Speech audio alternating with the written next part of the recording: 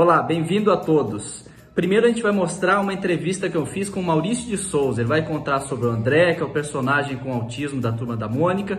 E na sequência a gente já começa o nosso debate, o nosso painel online sobre autismo e doenças raras. Vamos lá. Tudo bem? Um prazer recebê-lo aqui para esse papo. É uma honra para a gente tê-lo aqui. Muito prazer em revê-lo aqui pela máquina. O Paiva, um abração para você.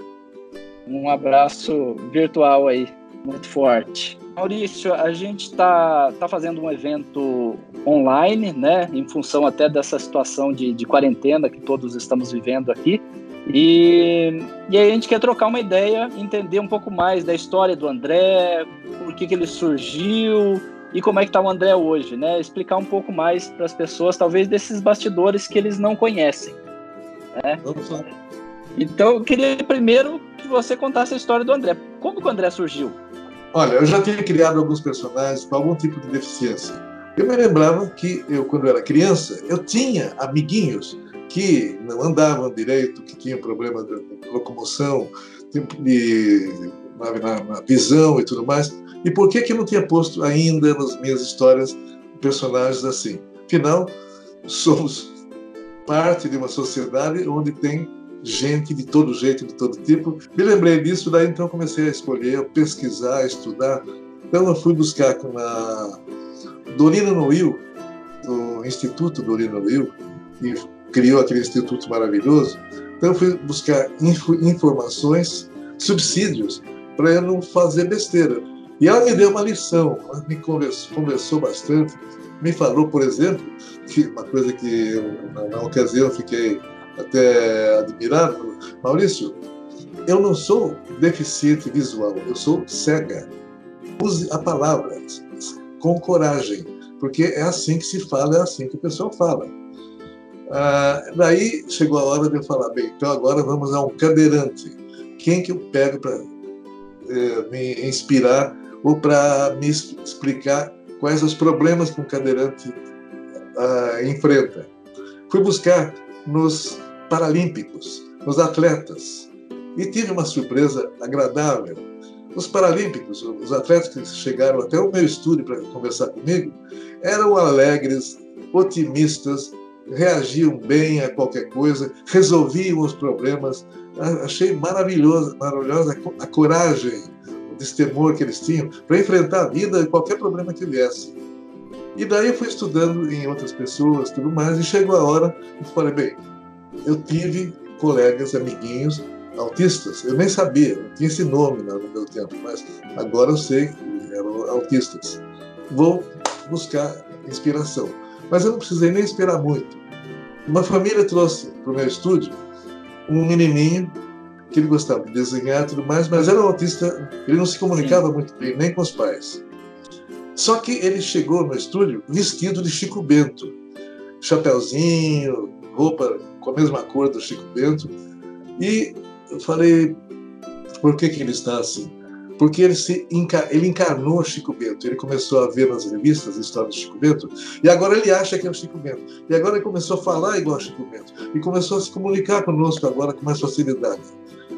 E isso foi uma surpresa muito boa, agradável, e logicamente me senti muito honrado com isso, né?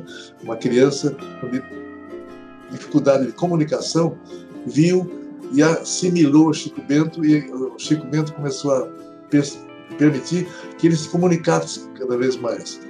E isso continuou. Eu vi mais de uma vez o Chico Bento, e à medida que passava o tempo, ele ia se comunicando cada vez com mais facilidade com o Chico Bento. Mais tarde, passaram-se alguns anos, eu revi o Chico Bento. Eu era um mocinho, desenhando muito bem, me levou os desenhos para mostrar, e já conversava normalmente comigo, não era mais aquele menino tímido que tinha dificuldade com os pais e depois pouca dificuldade comigo. Com isso eu aprendi a fazer o personagem autista. E o André, por que o André chama André? Tem um motivo? Não, é o nome que veio. Eu tenho um sobrinho, o Gico, que também se chama André. O nome estava na minha cabeça e tudo mais, e então eu resolvi homenagear meu sobrinho e ao mesmo tempo achar um nome musical para o personagem. qual o feedback que vocês têm recebido com as histórias novas do André aí, que a gente tem publicado e que tem feito aí na revista Autismo e tudo mais? Olha, o feedback é muito interessante, é muito bom, e agradeço a você por estar me colaborando com textos e com ideias também. Acho que temos um personagem que pode tranquilamente interferir, entrar na Turma da Mônica e participar das histórias, das tramas e tudo mais, com as características dele mesmo. Então, muito obrigado também pela colaboração. Eu também acabo recebendo um pouco desse feedback e vendo esse impacto, né, de famílias que adoram o André e que se engajam e que falam que, nossa, o que acontece nas histórias é o que acontece nas famílias. Isso tem sido muito interessante também. A comunidade toda abraçou o André. Estamos aprendendo, né? Exatamente, todo dia, né? E o André, inclusive, apareceu na capa do gibi em julho do ano passado, né? Exatamente, está participando. Olha, tem até aqui o gibi, ó. Né? É o gibi é um personagem comemorativo, né? É um personagem muito gracioso. Eu acho que eu dei uma carapuçadinha legal ali, com o cabelinho dele e tudo mais. Então, estou satisfeito também com a forma como nós criamos o André, com as características físicas que são mostradas na história. Maurício, eu quero te agradecer demais pelo seu tempo, por você também dedicar-se a representar as pessoas com deficiência, com autismo e os demais, né, que isso é um serviço para a sociedade que não tem preço. E uma honra aqui estar conversando com você e participar de um pedacinho desse projeto junto. Opa, honra minha. Muito obrigado pela possibilidade e oportunidade. Olá a todos. Um prazer estar aqui para esse painel online, falar sobre autismo e doenças raras. Estamos aí com o Instituto Maurício de Souza, Casa Hunter e Revista Autismo unidos para fazer esse evento online e trazer informação para todos, a gente poder compartilhar conhecimento. Nada melhor nesse momento difícil que a gente está vivendo, um momento muito diferente, né, de pandemia, e essa pandemia toda afetando a vida como um todo, e afetando especialmente pessoas com autismo. Nunca foi tão importante para a gente, né, compartilhar esse aprendizado, compartilhar conhecimento. E a gente está na presença ainda do André, que é o personagem autista da Turma da Mônica, que virá aqui, vai aparecer, fazer algumas aparições para dar algumas dicas a respeito dos sinais de autismo. Bom, a gente conta com a presença aí com Antoine Daher, o Tony da Casa Hunter, presidente da Casa Hunter. Tony, prazer recebê-lo aqui. Também temos a médica Carmen Curiati, que é neuropediatra, membro da equipe do Instituto de Genética e Erros Inatos do Metabolismo. Carmen, muito obrigado também aí pela sua disponibilidade de estar aqui conosco. E a neuropsicóloga Larissa Salustiano, que é membro da equipe Day Hunter, aí da Casa Hunter, do atendimento multidisciplinar a pessoas com doenças raras. Quero agradecer a presença de todos vocês. Para quem não me conhece, eu sou Francisco Paiva Júnior, jornalista, editor-chefe da revista Autismo. E aí a gente vai começar esse papo com alguns temas. Nós temos 5 temas diferentes para a gente debater aqui e espero que seja um papo muito agradável. A gente vai começar com o André dando a primeira dica de sinais de autismo. E aí o André vai entrando entre um tema e outro para deixar até o papo cada vez mais leve. Vamos ver o André um pouquinho agora. Olá! Quero que você conheça o André, meu novo amiguinho. Ele é autista. Muitos autistas não olham nos olhos das pessoas. Toma! Deixa eu ver. Alguns não mostram brinquedos e nem sempre ligam para coisas interessantes. Podem não evitar, mas também não procuram outras crianças. Tony, você aí que tem um filho e precisa usar máscara, como é que tem sido essa experiência de colocar máscara no seu filho? Conta um pouco dele e da experiência. Em primeiro lugar, bom dia a todos, bom dia Francisco, um prazer estar com vocês nesse debate tão importante. Agradecemos a participação do Instituto Maurício de Souza, que vem fazendo um trabalho muito importante de conscientização para as doenças raras, referente ao uso da máscara, que é super importante e inevitável, né? Deixar de usar máscara quando sair de casa. Um pouco complicado para uma criança que tem espectro de autismo ou também que tem doença rara e tem acometimento neurológico, entender a importância e aceitar usar máscara. Então, referente ao meu filho Anthony, no momento de pegar elevador para ir passear com ele de carro, porque a única coisa que a gente agora faz com ele fora de casa é passear de carro. Outra coisa, esquece. Estamos tendo um pouco de dificuldade, né, de ele aceitar somente no trajeto de elevador até ir até o carro de usar máscara, né? Ele quer tirar toda hora, porque ele não consegue entender, né, por que ele precisa usar máscara. Claro, isso vai depender do espectro, vai depender do atraso cognitivo de cada criança tem. Alguns até dá para se adaptar melhor, outros não. Mas isso é uma coisa super importante. Não tem uma regra básica, então cada criança é uma criança, cada situação será diferente da outra. Perfeito, perfeito.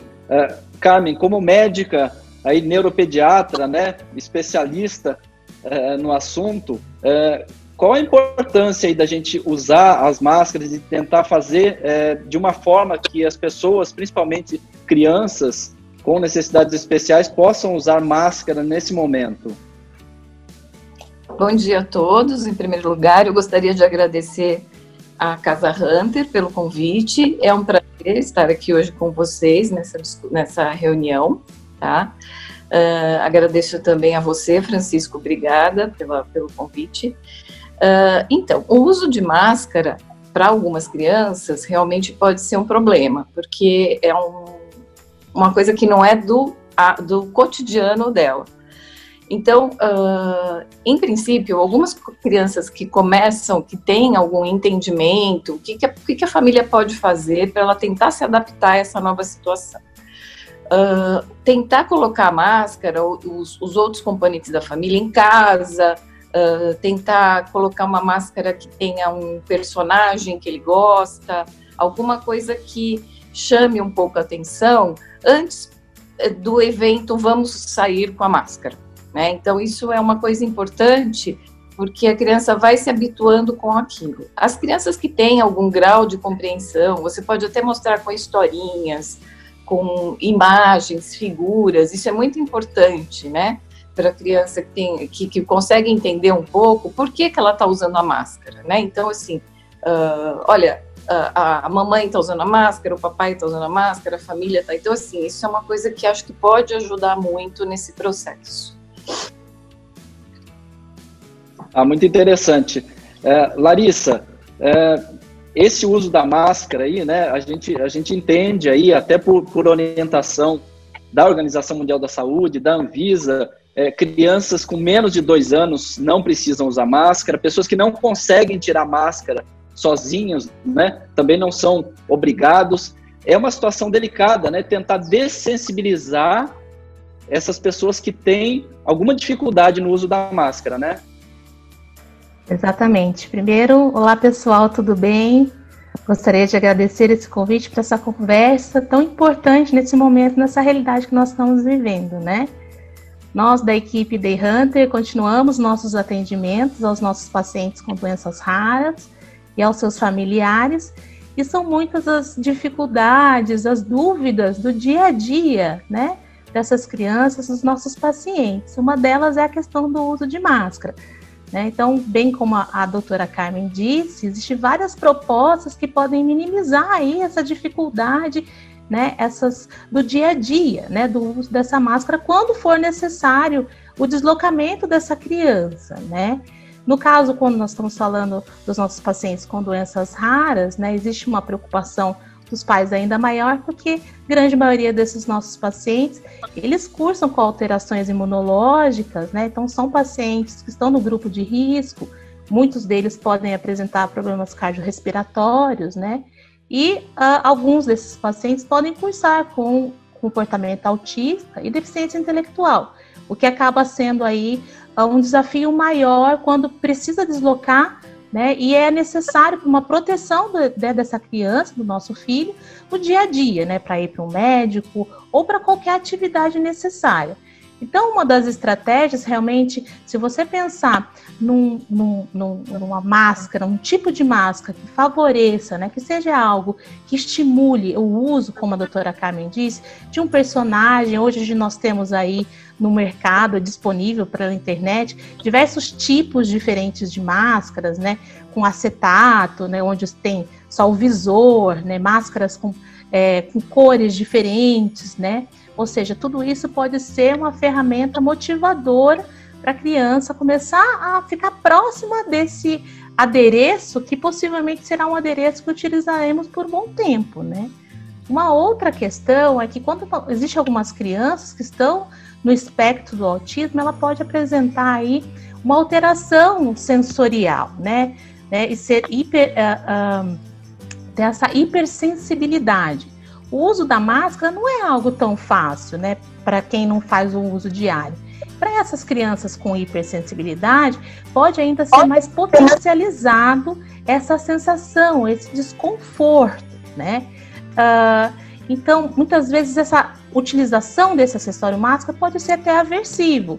Então, o que a gente pode fazer para que facilite e minimize essas sensações de desconforto? Uma aproximação sucessiva. Então, todos os dias, durante aquela semana, diversos momentos daquele dia, né, eu vou aproximando esse acessório da criança na mãozinha, primeiro mostrando, né, depois aproximando do rosto e, sequenciadamente, ofertar um brinquedo ou uma atividade que ela gosta, alguma coisa que seja prazeroso, né, depois daquele contato com aquela máscara. Então, eu começo durante essa semana coisas muito pequenas, aproximações de segundos, né? Na próxima semana esses segundos se tornam minutos, até que eu consiga que a criança consiga colocar um elástico atrás de uma orelhinha, depois da outra orelhinha, né? E assim gradativamente, né? Com muita paciência e respeitando esse tempo e os limites da criança, que ela se adapte, né, a essa sensação aí desse novo acessório, né? A utilização também por parte da família é uma ferramenta extremamente eficaz, né? A criança vai sair no ambiente da rua e vai ver, hoje, as pessoas utilizando máscaras, pode ser que ela fique um pouco confusa. Então, a família também utilizar é muito importante para realmente flexibilizar e minimizar esse desconforto e até realmente essa confusão que pode acontecer no dia a dia dessa saída, se necessário for, né? E em caso de crianças que consigam ter mais facilidade na compreensão, já explicando como é o manejo da máscara, né? Por meio aí, existe a Turma da Mônica lançou agora recentemente, né? Uma cartilha super explicativa, né? Já com essa vertente, com a linguagem muito para o universo infantil do uso da máscara. Então, todos esses recursos são possíveis recursos facilitadores para adesão ao uso desse novo adereço. Muito boa, muito boas ideias. E usar um personagem realmente é algo que eu acho que pode facilitar, principalmente se for um personagem que faça parte do hiperfoco daquela pessoa, né? Acho que a ideia é muito boa. Bom, o André vai passar por aqui daqui a pouco e aí a gente vai para o nosso segundo tema. O André é uma criança diferente. Oi, Mônica. Oi. Oi, Galoto.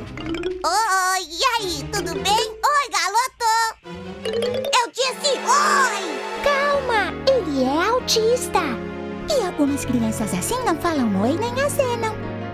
Tchau, André. Tchau, André. Também nem todas dão tchau. Bom, nosso segundo tema é quebra de rotina. Eu sou pai de um menino com autismo, né, o Giovanni. Também sou pai da Samantha. O Giovanni tem 13 anos, tem autismo. A Samantha tem 11, tem chulé, não tem autismo. E o Giovanni, essa quebra de rotina para ele, eu vi que mexeu um pouquinho com ele no início, mas você sabe que ele até gostou. Para ele, estar em casa, fazendo as aulas online e não recebendo ninguém de surpresa, para ele foi até bom. Tony, como é que foi para o seu filho essa mudança de rotina, né? Que chegou esse distanciamento social, seja ele obrigatório ou não, foi uma mudança drástica, né? Exato. No lado, ele gostou de ter perto 24 horas por dia o pai, né? Que eu saía direto, né, para trabalhar, ficava quase 12 horas fora. Então, isso ele está gostando, né? De brincar comigo na hora que ele quer, de ter um carinho, né? Na hora que ele quer, de abraçar, beijar, né? Porque é isso que ele sabe fazer mais, né? Agora, por outro lado, atrapalha um pouco o trabalho que a gente vem fazendo com ele. Como todo mundo sabe, os pacientes que têm erro inato de metabolismo, doenças graves, né, igual Anthony, eles precisam de sempre uma equipe multidisciplinar trabalhando com eles, né? Então, ele tinha sempre psicóloga que via 3 vezes na semana, né? Tinha fisioterapeuta também, da mesma forma, 3 vezes na semana. Então, para poder melhorar, né, o entendimento, treinar ele no dia a dia, né, dele, né? Além da escola, que é uma escola especial, um trabalho onde tem muitos autistas, e o mesmo trabalho estava sendo feito com ele, o trabalho de método ABA, né, aplicado, né, com ele e com outras crianças. Então, ele deixou de frequentar a escola, deixou de ter esse atendimento em casa da psicóloga, do fisioterapeuta. Referente ao cognitivo, a gente não percebemos nada de retrocesso, mas referente ao físico, acabou atrapalhando um pouco o andar dele, tá? Então, ele começou a ter problema numa das pernas, que a gente ficou preocupado e acabamos chamando a fisioterapeuta para vir de novo em casa e fazendo fisioterapia direto para ele 3 vezes na semana. E depois 6 sessões começou a melhorar, agora está bem melhor, e a gente vai continuar com todo o risco, claro, que a gente corre, mas também com toda a segurança de uso de máscara, da físio, de gente também, ela também muito preocupada, ela não está atendendo pacientes de risco também, então isso também acaba acalmando um pouco. Então acredito, como nossas crianças precisam de um trabalho multidisciplinar direto para cuidar deles, não é somente um medicamento ou um médico que melhora a qualidade de vida, mas também essa equipe de fono, físio, né, psicólogo, psicóloga, que melhoram o dia a dia deles. Isso está fazendo falta nesse momento, porque nós não podemos ter risco com infecção, acabamos realmente deixando essas atividades para após a crise, mas também podem gerar problemas sérios para nossos filhos. Carmen, como médica, essa quebra de rotina é uma das características aí das pessoas com autismo, né?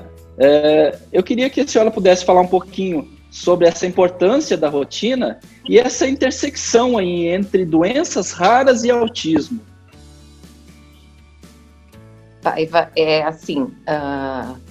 Eu vou começar o inverso, começar falando um pouquinho de doenças raras e autismo, né?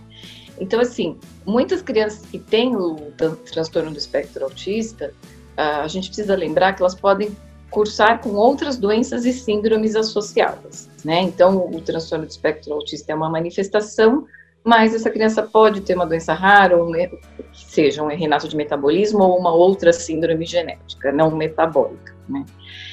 Isso é muito importante, porque se a gente imaginar que de 2 a 5%, né, dos pacientes, né, com autismo, que tem um quadro autismo, podem ter um erro inato de metabolismo, por exemplo, né?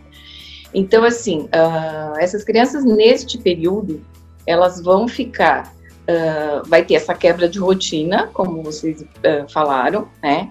Então, ela tinha todo um aparato terapêutico, como o Tony falou, né, de fisioterapia, fonoterapia, outras terapias, que preenchiam o dia dela, né? Às vezes preenchiam as atividades, e isso faz com que, tanto na criança com um transtorno do espectro autista, ou só uma criança que tenha alguma alteração do neurodesenvolvimento, isso diminua a ansiedade, né? A criança fique mais calma. Para algumas crianças, realmente parece que não teve uma mudança tão drástica, né? Então, assim, o que acontece com essa quebra de rotina? Então, as crianças podem se tornar mais tristes, mais nervosas, mais agitadas, né? Então, acho que tem algumas formas da família ajudar nesse sentido, lógico, sempre mantendo o contato com os seus terapeutas, né? Primeiro, tentar explicar a situação, o que está acontecendo, né? Para aquelas crianças que conseguem ter algum grau de compreensão é importante, né? Além de explicar a situação, uma coisa bem prática é um guia de rotina diária. Então, assim, com desenhos, o que você vai fazer de manhã, o que nós vamos fazer depois, como é que vai ser o lanche, quais são as rotinas tanto de higiene quanto de brincadeiras, quanto de brincadeiras com a família ou não. Então, todo esse roteiro, eu acho que é importante para a criança não se sentir perdida nesse momento, né? Então, assim, a rotina mudou completamente, né? E explicar, se possível, né, que isso vai retornar ao normal. Eu acho que isso já dá uma diminuída na ansiedade, né? E com relação que, quando eu falo de brincadeiras com a família, então você pode dividir em 2 temas, brincadeiras criativas, acadêmicas. Então eu acho que isso acaba preenchendo o dia da criança, né, do adolescente, e isso vai ajudando a passar por esse período que é tão difícil. Sem dúvida nenhuma. Larissa, qual a ideia para a gente poder estabelecer novas rotinas, né? A gente quebrou aquelas rotinas antigas, e agora para a gente estabelecer essas rotinas novas, um novo normal que a gente está vivendo, né? Exatamente, nosso novo normal, né? Não tão normal assim, né? Então, muitas crianças, como vocês bem colocaram aqui, podem estar realmente sentindo muito o reflexo dessa nova mudança, sentindo falta da escola, falta de colegas, falta aí dos profissionais que os atendem, né? Então, realmente, essa readaptação a essa nova situação não é uma tarefa muito fácil, né? Mas eu acho que a palavra aqui que a gente pode utilizar seria a constância dessa nova rotina. Então, como a doutora Carmen bem disse, né, estabelecer aí estratégias e padrões para a semana, né? Dessa rotina, dessa nova situação de rotina para a família, né? Seja com relação a horários, regras que a família acham pertinentes, né? Atividades, momentos de lazer, momentos de entretenimento, ou seja, organizando isso com a criança, ela consegue realmente diminuir esses sentimentos de ansiedade, né? E consegue aí se readaptar devagarinho a essa nova situação. Então, acredito que seria a palavra, independente daquilo que você, pai e mãe, for propor, é manter isso constante, né? Manter essa constância naquilo que você programou de benefício para a sua família. Muito bom, muito bom. Vamos aí ao nosso próximo bloco. Bom, o terceiro tema é o retorno de comportamentos já contornados, como, por exemplo, os movimentos repetitivos, né? As chamadas estereotipias. Tem muitas pessoas com autismo que têm estereotipias, até para realmente ter um equilíbrio aí emocional, né? Uma regulação emocional. E tem tido relatos de algumas famílias de voltar a esses movimentos ou de intensificar isso. Larissa, isso tem acontecido? Você tem ouvido esse tipo de relato? Como tem sido essa questão aí nas famílias que você atende? Então, como a gente está vivendo uma situação um pouco atípica de tudo aquilo, realmente os pais muitas vezes se veem muito ansiosos, uma mudança muito grande em todo um ambiente familiar. Nós temos um número maior de pessoas constantemente em casa, né? E essa preocupação e do que eu posso fazer e de como essa minha criança está evoluindo. Então, a gente acaba acolhendo, sim, alguns relatos e algumas preocupações de pais de comportamentos que até então tinham diminuído e agora parecem que retomaram, né? Como a questão de movimentos estereotipados, né? Ou de autoestimulação, né? E o que a gente acaba sempre falando com os pais é que é importante a gente entender um pouquinho, né, o que está por trás desse movimento estereotipado, dessa estereotipia, né, o que está desencadeando este comportamento, né, que muitas vezes a criança dentro do espectro, ela pode fazer estereotipia porque ela está muito animada, por exemplo, né, muito feliz, muito excitada, né, ou ela está um pouco ociosa, desocupada, ou ansiosa, né, no seu dia a dia. Então, é super importante entender o que está por trás desse movimento, né, e assim poder pensar em estratégias mediante a este comportamento. Então, só ter o comportamento de cessar a estereotipia, conter a estereotipia, não é uma estratégia tão efetiva, né? Porque a gente pode potencializar aquele sentimento de ansiedade ou aquele estresse que a criança está ali sentindo, né? Então, a ideia realmente é pensar em estratégias, né? E aumentar, ampliar esse repertório de autorregulação da criança, né? Salvo em casos quando esse comportamento estereotipado é autoagressivo. Aí sim, nós precisamos até pensar em uma questão de proteger a criança, aí sim, tomar esse tipo de estratégia e, claro, entrar em contato com um profissional de referência. Muitas vezes, quando o profissional vê se é necessário a entrada de uma medicação ou a mudança de uma medicação, nesses casos, mas em outras situações, entender, né, perceber o que está motivando a estereotipia ajuda bastante e depois você ampliar esse repertório de autorregulação, porque todos nós temos comportamentos autorregulatórios, né? Por exemplo, quando algumas pessoas, quando estão ansiosas, elas batem o pé, algumas levam a mão à boca, ou seja, são comportamentos de autorregulação dessa emoção de ansiedade, né? Então, entender esse comportamento e depois você propor uma funcionalidade para ele pode ser algo extremamente benéfico, né? Então, se a criança ela está muito agitada ou fazendo uma estereotipia com a mão, balançando as mãozinhas porque ela está muito excitada, muito feliz, né? Aproximar da criança, né? Talvez fazendo os mesmos movimentos para que ela volte a atenção a você e assim quando você consegue essa atenção, propor, por exemplo, com palmas, aquilo que ela estava de uma certa forma muito feliz e aí comemorando, com palmas no ritmo, né? Ou, por exemplo, baquetas, batendo junto, tá junto com o outro ali, compartilhando aquele movimento de bater e fazendo uma música, um som, ou seja, a proposta sempre é pensar, né, no que está motivando e a ampliação do repertório de autoestimulação dessas crianças acaba sendo uma estratégia muito importante. Tony, você tem observado isso aí na sua casa? E eu vou aproveitar e te colocar um outro espaço para você, como pai, falar dessa relação autismo e doenças raras. Como é que é isso? Sim, claro. A gente, claro, percebe porque a criança sente falta, né, daqueles profissionais que praticamente acompanham a vida dele desde o primeiro ano de vida. Às vezes um profissional fica 3, 4, 5, 6 anos trabalhando com ele, vendo ele acompanha ele 3 vezes na semana. Então, sentem falta, sim, a gente percebe essa falta. E a gente tentar fazer chamadas de vídeo, né, para tentar mostrar, até com próprios familiares, com os avós, eles sentem muita falta dos avós também, nesse momento, né.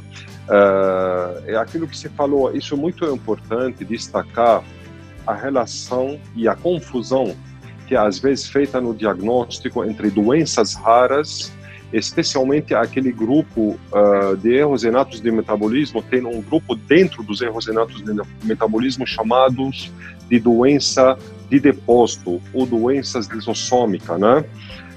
grande parcela dessas doenças tem acometimento neurológico. Então, muitas crianças que têm idade de 2 a 4 anos, especialmente quando as manifestações das doenças acontecem entre as 2 e 4 anos de idade, né, começam a ser mais claras as manifestações neurológicas, muitos neurologistas no nosso país acabam fazendo confusão entre o espectro de autismo, porque quando você faz o teste de autismo para eles, eles têm um espectro, né? Eles se encaixam com o espectro de autismo, nem que seja do mínimo, né? Então, acabam fazendo, às vezes, uma confusão grande e dando um diagnóstico errado no início, falando para os pais, olha, ele tem autismo, vamos tratar assim. Não é que o tratamento, o método aplicado para o autista não se aplica para as doenças neurocognitivas de doenças raras. Se aplica, às vezes, mesmo os métodos. Mas o problema maior é que quando você não faz diagnóstico, e muitas vezes existem medicamentos, né, biológicos ou sintéticos para tratar essas doenças raras, que são, da maioria delas, são degenerativa, progressiva, levam à morte, às vezes, em poucos anos de vida. Então, aí o risco fica muito grande. Os pais acabam descobrindo o diagnóstico correto depois de 5, 6, 7 anos de vida, quanto um pouco tarde para ter uma intervenção de algum medicamento para reverter a situação. Então, isso é meu apelo para todas as comunidades, para todos os pacientes, para todos os familiares que podem ter um filho ou uma filha com doença rara.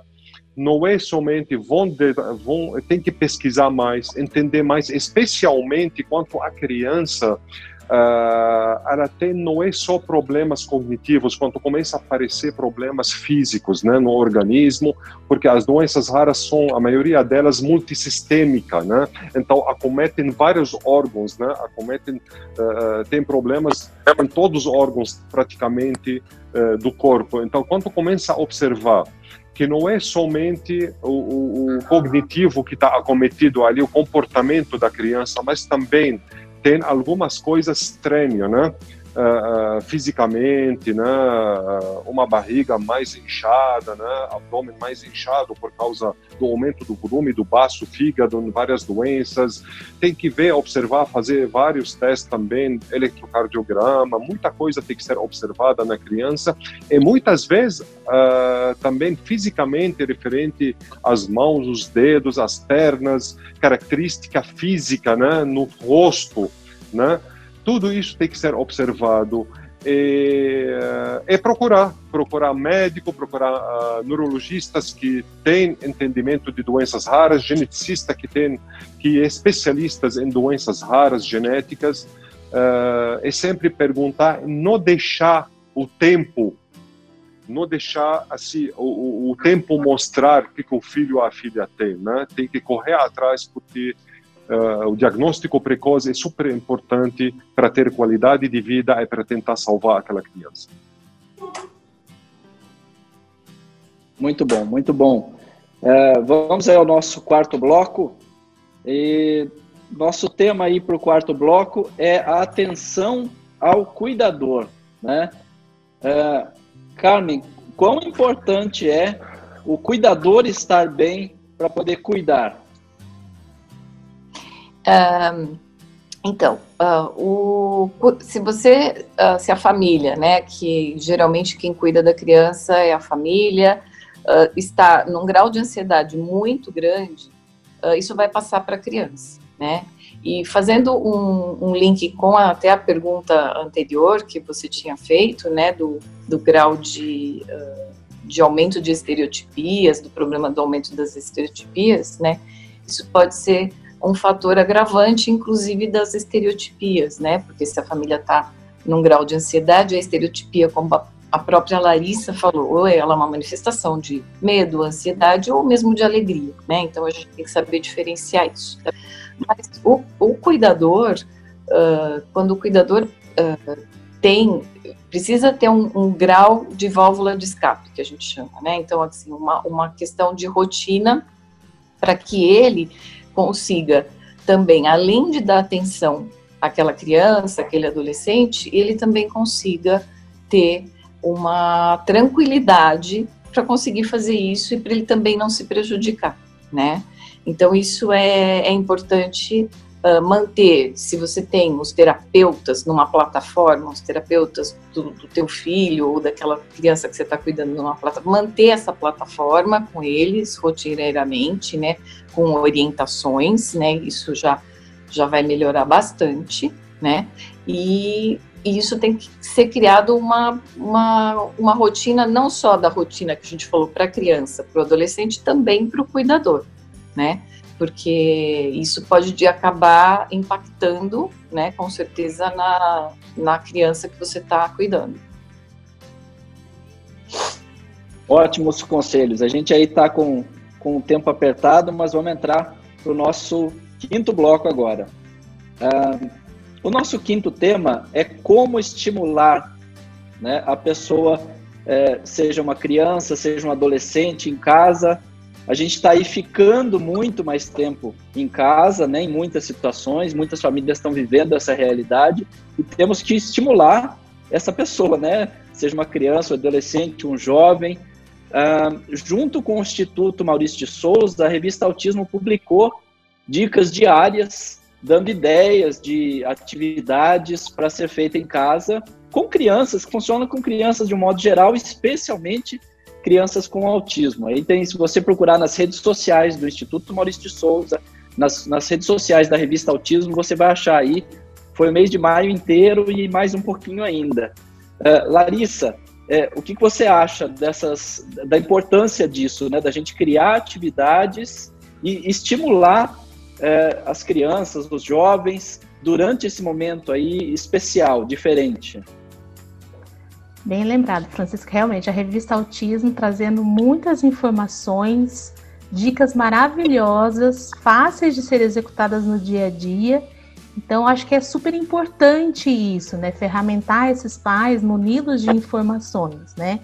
Mas a família, ela também pode ficar um pouco tranquila, né? E também prestar atenção, acho que é algo que pode ser interessante, também no número de atividades propostas, também não encher aí a agenda da criança com diversas atividades, onde a gente vai ter um efeito ao contrário daquilo que a gente estava esperando, né? Então, sempre é necessário, talvez, pensar um pouquinho, né, ponderar o tempo de tolerância da criança, né, no seu dia a dia, o quanto ele consegue realmente ter uma atenção frente àquela atividade, né? Também não é muito necessário, como as próprias atividades que a revista está trazendo, não é necessário que você faça uma estocagem de materiais, brinquedos, né? Nada muito rebuscado, né? Aspectos do dia a dia, da rotina da família, recursos diários podem ser, sim, utilizados a favor aí de estimulação da criança, né? Tanto para aspectos práticos, quanto estimulações sociais ou cognitivas, né? Por exemplo, a confecção de um bolo, algo extremamente simples da rotina da família, né? O que cognitivamente eu posso estimular ali, né, uma minha criança, quando eu estou propondo a atividade de fazer um bolo, né? Eu posso estimular vocabulário, né? Se eu pego a receita e eu adapto, né, para essa receita aí para pistas visuais, né, onde eu tenho lá o ovo, né, a gente vai estimular vocabulário. Eu posso ampliar isso, né?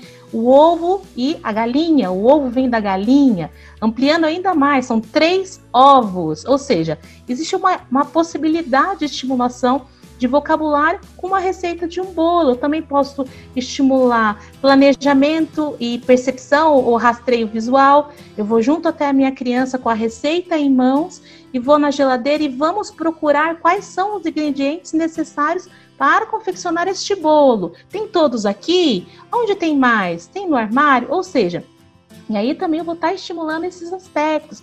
Estimular a sequência lógico-temporal. A receita tem uma etapa, primeiro isso, depois aquilo. O bolo demora tanto tempo para ficar pronto, né?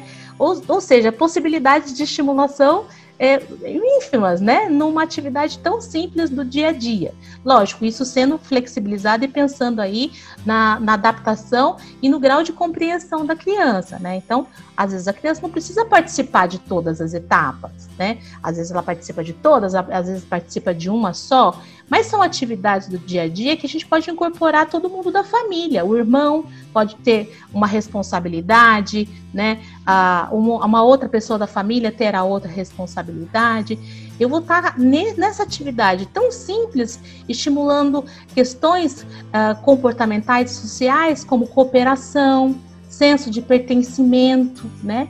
E o mais gostoso, no final de tudo isso, eu vou ter a materialização, né, de algo que foi feito junto, que é um bolo, onde eu vou sentar, vou dividir. E como é gostoso saber que, olha, você também foi responsável por essa coisa tão gostosa que não saiu da rotina da família, afinal, precisamos tomar o nosso lanche, né?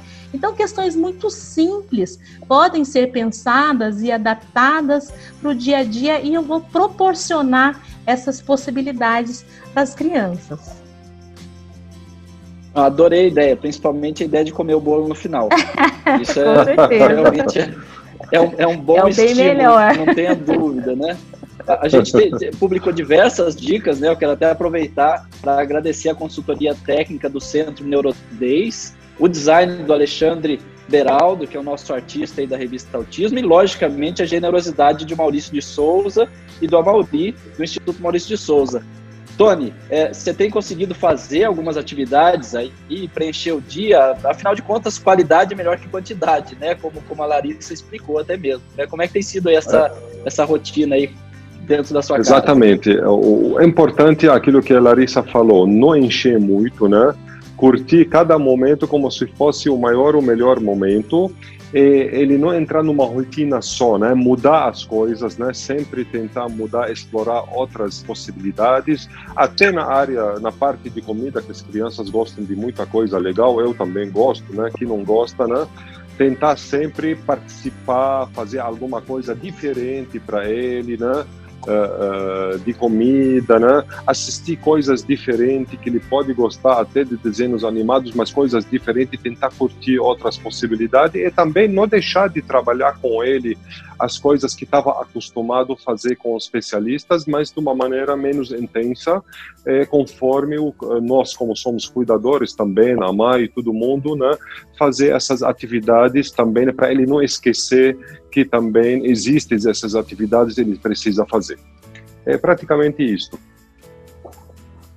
Muito bom. Gente, antes do André fazer a última aparição dele aqui, a gente tem que encerrar o nosso painel. Eu quero agradecer muito, muito, muito a todos vocês pela disponibilidade de tempo, a você que está assistindo. Eu espero que tenha colaborado, aí, tenha trazido algo para acrescentar no seu dia, algo de benéfico. E eu queria que cada um pudesse deixar uma mensagem rapidinha aí, de 30 segundos, como uma mensagem final. Você pode começar, Larissa? Pode ser sim. Bom, gente, nós estamos vivendo uma situação muito adversa, que está exigindo muito realmente do nosso emocional e da nossa resiliência. Então, como profissional de saúde, mas também como mãe, né? Eu gostaria de só reviver algumas palavras aqui com vocês, e uma delas seria: toda conquista, seja ela do tamanho que for, é uma conquista, e ela deve ser, sim, muito comemorada, né? Pois quem está conquistando ali, né, essa conquista pertence ao seu filho, à sua filha, a você, pertence a todos da família, e que vocês não estão sozinhos, contem sempre conosco, tá? Logo isso tudo vai passar. Muito bom. Carmen, pode dar sua mensagem final aí? Eu gostaria de falar para os pais que estão passando por esse momento difícil, né, e as crianças também, para que sempre se apoiem nos terapeutas, entrem em contato quando tiver alguma dúvida, para tentar melhorar o cotidiano dessa criança, né? E para que isso também não aumente o grau de ansiedade, né? Para que consiga passar por esse período mais tranquilamente. E uma outra mensagem que eu gostaria de deixar, mais focada na minha área, que é o dos erros inatos de metabolismo: não esquecer o que o Tony falou, o que eu tinha falado também, né? Que uma porcentagem de crianças com transtorno de espectro autista podem ter erro inato de metabolismo, e a investigação é muito importante e necessária, porque vai impactar no prognóstico dessa criança. Obrigada a todos. Muito bom, muito bom.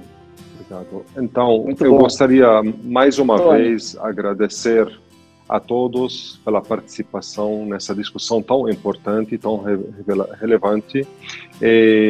A visibilidade muito importante, a conscientização muito importante.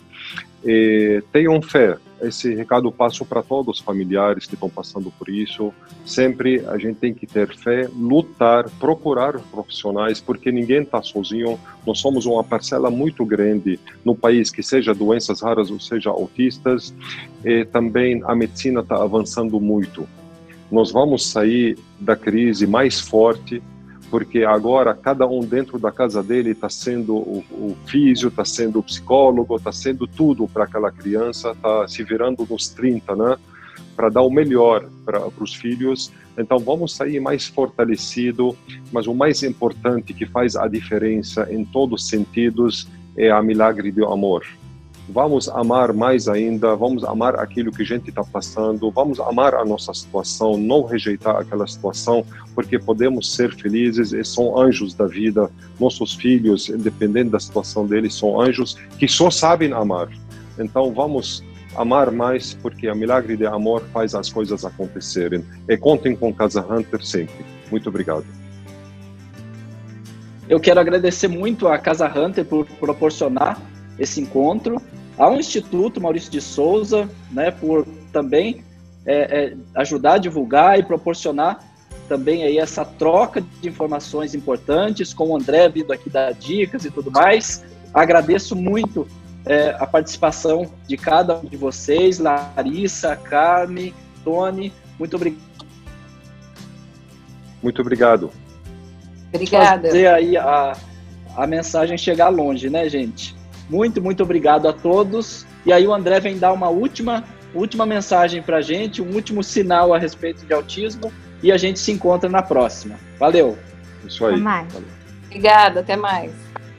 Tchau, tchau. Dentuça gorducha. Cebolinha, repete! Não fui eu, Mônica. Foi o André. Ele é autista e crianças assim quase não falam e nem têm interesse em falar. Falam o essencial e às vezes repetem. Dentuça gorducha. Eu disse isso ontem. Eu te pego!